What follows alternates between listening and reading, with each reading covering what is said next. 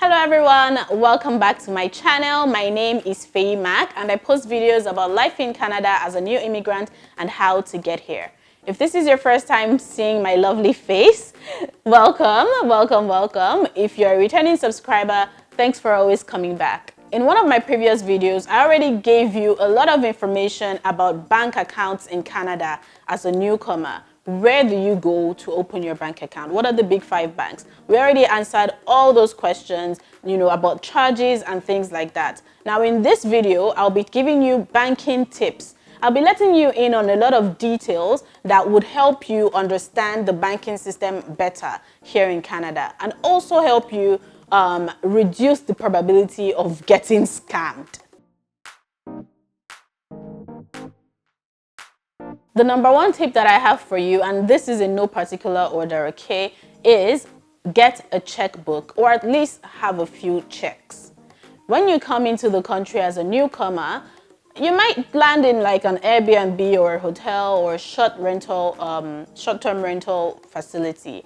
Now, when you're ready to rent an apartment or a house, most of the time, landlords would ask you for 12 months post-dated checks if you're going on a 1-year lease. Typically, it would be, the first and last month rent. They would ask for a bank draft and then 10 post-dated checks. If you don't have checkbooks, how do you write these checks? Not only when you open a bank account in Canada, you might not be offered checks. You just go in, they give you a debit card. Sometimes they'll give you individual checks if the bank offers those.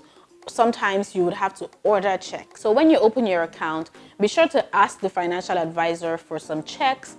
If they have individual checks that they can give you, that would be awesome so that you don't have to spend money ordering checks or so that you don't have to pay for the premium account just to have free checks. My next tip for you is to get a credit card. As soon as you land and you have your ID and everything you need, you can use your international passport, by the way. Make sure that you open an account and get a credit card at the same time. When you get a credit card as soon as you land, you're giving yourself the opportunity to start building your credit as soon as possible. Listen, the importance of good credit cannot be overemphasized. I'll get a bit more into credit later down the line, in future videos maybe, but in this video, I really just want to let you know that it's important to start building your credit as soon as you land, okay? You might need it to pay some bills. You are able to get some rewards, cashback, all of those benefits from your credit card. So make sure that you get one and you start building your credit as soon as possible. Next tip is to know your account. In my previous video, I told you how accounts work. I explained to you how withdrawal fees and additional fees work, okay? If you're not careful, you would go at the end of the month, even if you have a free account, you can end up spending $60, $120 a month on withdrawal fees if you do not know how to use the kind of account that you have. You do not spend directly from a savings account. You send money from the savings account to the checking account before you spend from the checking account. That's if you don't have money in the checking account. Because if you're like me and you don't keep money in the checking account, you want to make sure that you're moving money over from savings to checking and spending from checking. Do not even put do not put savings at any point of sale. Do not choose savings. Don't spend from your savings account. You're going to end up getting charged if you do it frequently. The next tip I have for you is for transfers to external parties, whether you as a receiver or you as a sender. Now, when somebody wants to transfer money to you, as long as it's less than $3,000, they can do it online. You don't need to give them your account number, okay? You don't need to give everyone who's trying to send you money your account number. All they need is your email address and or phone number so that they can send you anything less than $3,000, well, $3,000 or less, directly to your account, okay? Now, this is a service provided by a company called Interac e-transfer services, and basically they work with all the banks in Canada to make sure that they provide this service, interbank transfers. Normally, you cannot walk into your bank to transfer money to another bank unless it's through a wire transfer that's going to cost you a good chunk, okay? It's going to cost you money, but Interac e-transfer for most accounts are free. If it's not free for your account, it's probably just $1 per transfer. Now, all you need is the email address of the person you're sending money to and or their phone number. So don't go about giving everybody your account number, okay? My next tip for you is to decide whether you want to change your money from USD to CAD first. Now, here's the thing. Many of us that come from developing countries, it's difficult to actually get Canadian dollar cash, right? So when we, are trying to move over here, we're coming with cash, but we're coming with US dollars. Now, if you're one of those people that are coming with US dollars or that you landed with US dollars, you're going to be tempted to just go to the bank, open a Canadian dollar account, put your US dollar into the Canadian dollar account, and that's it. They convert it at the current rate and, your USD is gone. It's now Canadian dollar. What you can do if you want to leverage on exchange rates is open your checking account, your savings account, or your credit card like regular, but also ask for a US dollar account. It's very easy for them to open you one. Some would be free with regards to monthly fees. They might only charge you when you're taking money out, maybe $1.25, $1.50, right? Some of them would have monthly fees and unlimited transactions. Depending on what you want, you would, have that conversation with your financial advisor who would be opening the account. Now, when you open that US dollar account, you can deposit your cash, US dollars, into your US dollar account, and whenever you need it, or whenever the exchange rate is high and in your favor, you can then transfer it over to your Canadian account very easily on your online app, on the website, or in the branch at the teller, right? So that's something that you can take advantage of. If the exchange rate is not beneficial to you at the time that you land, then you can hold on to your US dollar and just change a little bit for your regular Canadian expenses. And then when the exchange rate favors you, you can change the bulk of it. So it's really up to you. That's just a tip you want to keep in mind. The next tip I would have thought was self-explanatory or easy, but I find that a lot of new immigrants ask this question. Someone tells you to get a bank draft or a money order, or they tell you to get a certified check. The first person that will tell you that is probably your landlord, because they want their cash for, cash-like for first month's rent and last month's rent. Your landlord would ask you for first month's rent and last month's rent, okay? And they typically would ask you for a bank draft or a certified check. They basically have the same idea. With a bank draft, you just go into your bank, ask the teller to give you a bank draft for the specific amount, and give them the name of the payee. They print it and they give it to you. And you just have to give it to the person who has asked, right? For a certified check, you write your check like normal, you take it to the bank and ask the teller to certify the check for you. For bank draft / money order and for certified checks, the funds are guaranteed because the bank has taken the money from your account and put it in a holding account until the payee goes and cashes it or deposits it. So some people wouldn't take a regular check from you because a regular check can bounce at any point. And this is one thing you need to note. Note that if somebody gives you a check that is not certified, there's no certified stamp on it, or it doesn't say bank draft, that means that that person might not even have the money in their account. Okay? I can literally sit down right now with $0 in my account and write a check and give it to you. One of the popular scams is for people or companies, fake companies, to send a person a check. Maybe a new job that you've just gotten. They send you a check and tell you to book some trips or buy some gift cards for your boss.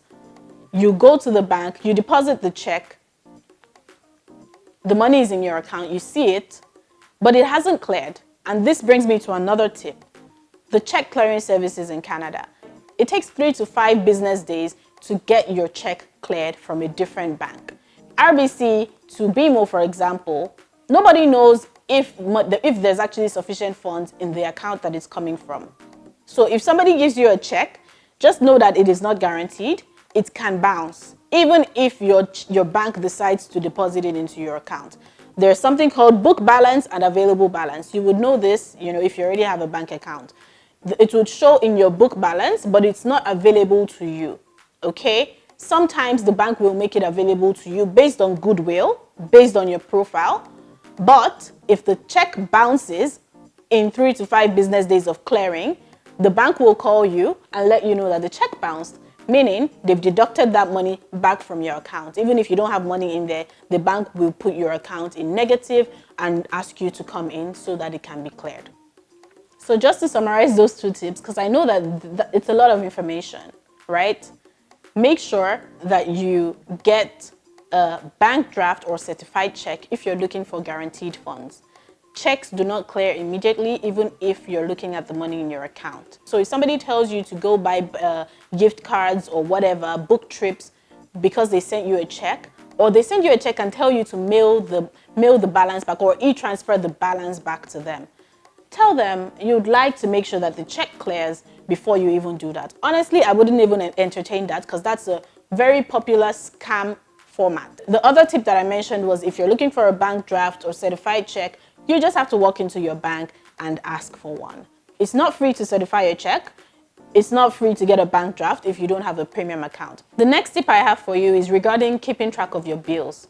Now, here in Canada, you're able to set up pre-authorized transfers, right, between your accounts. You're also able to set up pre-authorized debit for your service providers to take the money from your account on the day that your bill is due, okay? So you can set that up simply by providing a void check.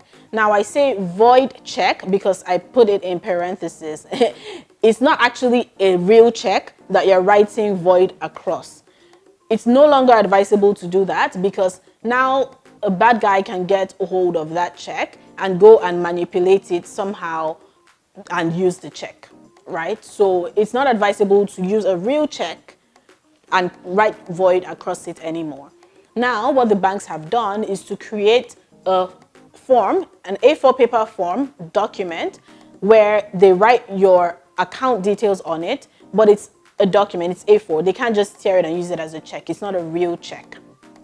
So if somebody asks you for a void check, all you have to do is to log into your online banking and get a pre-authorized debit form or a void check document that you can provide to them. It's the same form that you can use for direct debit as well, for your employer to pay in your salary on a monthly basis or on a bi-weekly basis, however you choose, right? So what I'm trying to get at here is that you can set up your bills to come directly from your account just by providing them with that void check document, and they can set it up. And the next tip is actually related to the last one. Pre-authorized transfers between your own accounts. You can actually set up for monthly, weekly, daily funds to go from your savings account to your checking account or from your checking account to your savings account automatically, okay? So they're called pre-authorized transfers. If you want to help yourself with saving unconsciously, just make sure that you set up on your payday, for example, $200, $300 to go from your checking to your savings account, regularly, automatically. So you don't have to actually do it. It's doing it unconsciously. So you're saving unconsciously. For your bills, you want to make sure that there's always money in your checking account on your bill due date. If, in fact, 2 days prior, I actually move money from my savings account to my checking account to make sure that money is there for the bills that will come out. I cannot overemphasize this. Always make sure that there is enough money in your account. If you've written a check, if you're expecting a bill to come out, or if you're making any payment, make sure that you have money in your checking account to cover that for that period. You can do this if you know that your bills come out on the same day. Do the automatic transfer from your savings to your checking to make sure that there's money in your checking to cover it. You can also leave money in your checking if you want. For someone like me, checking account does not give me interest. Savings account gives me interest. No matter how little that interest is, I want it. So I'm always keeping money, just bills money, in my savings account and then moving it over to my checking when I know that bills are coming out soon. To avoid bounced bills or bounced checks, make sure that you get a service called Overdraft protection on your account. It's very important. Even if you know that you're not going to be going into the negative, it's really important for, any day that you mistakenly forget to move money to your checking account, or you write a check and you forget to put the money in there. Depending on how large the overdraft is, it might be able to save you from that non-sufficient fund charge and also save you the embarrassment of a bounced payment. Okay, so it's called overdraft protection. It might be a monthly fee for the overdraft protection. I don't recommend you go with that if you know that you're always on top of things. There's one that would basically only charge you when you use it. Okay, the charge is usually like $5, $4. It's not a lot. It would save you from spending that $48 on non-sufficient funds, and it would definitely save you the embarrassment of a bounced payment. Those are all the tips that I have for you today. I hope you learned one or two things from this video. I really hope you did. If you did, please give this video a thumbs up, hit the red subscribe button down below, and hit the notification bell so that you'll be the first to get notified whenever I post a new video. Thank you, and I'll see you in my next video.